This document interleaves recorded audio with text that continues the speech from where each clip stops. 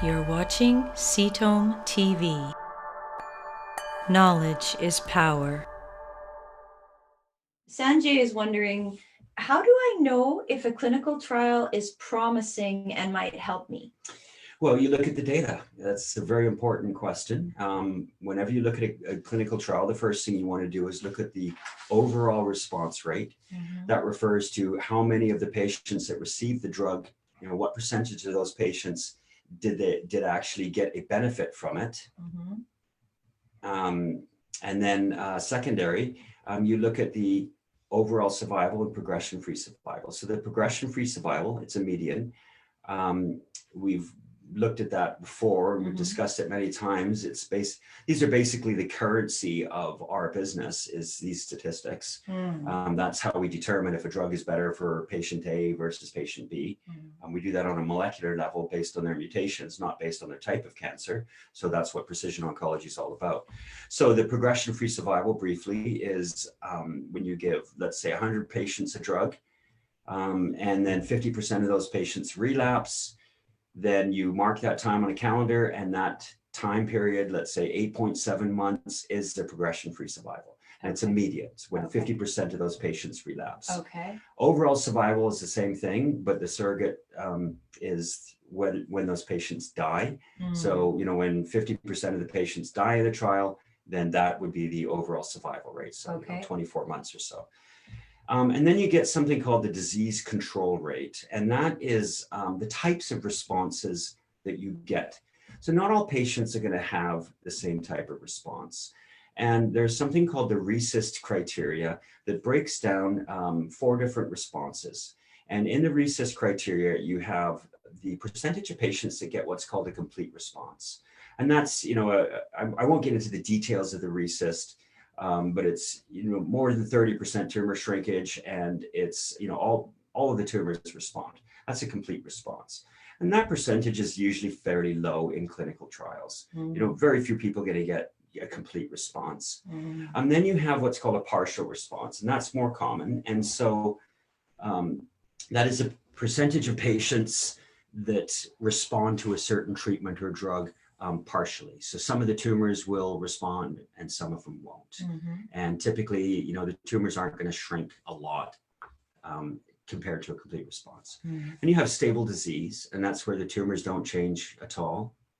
No growth, but no reduction. And remember, this is based on RECIST criteria is based on the size of the tumors. So, and then also you get, it can include other factors, but typically, it's based on the size of the tumors. For the most part, you can get, metabolic factors involved too. And then you have what's called the progressive disease, and that's where the patients don't get any benefit from the drug.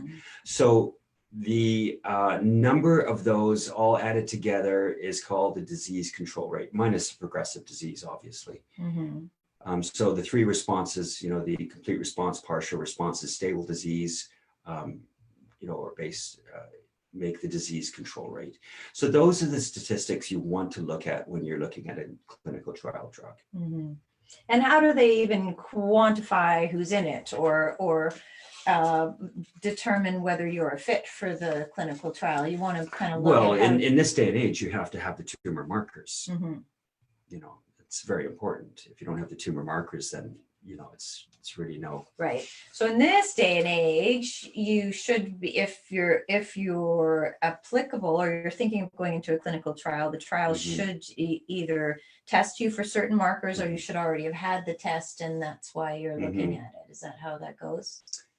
Yes. Okay. And then you want to see, so it's the complete, partial, and stable, the combination of those minus the progressive, that determines how effective this treatment is. Very much so. But if the clinical trial is just starting, how are you going to know whether, what that is? You can't know that. Exactly.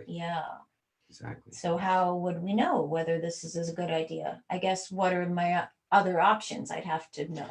Well, You have to have the statistical data. Mm, That's all there is to it. I mean, this is what we look at. Without that, you have no way of determining something. okay, right. So it's a little, so just because there's, say, a new clinical trial out there for liver cancer or something like that, and you have liver cancer, does not mean that the trial is right for you. Exactly. You have to Right. have the molecular markers that that drug targets. Mhm.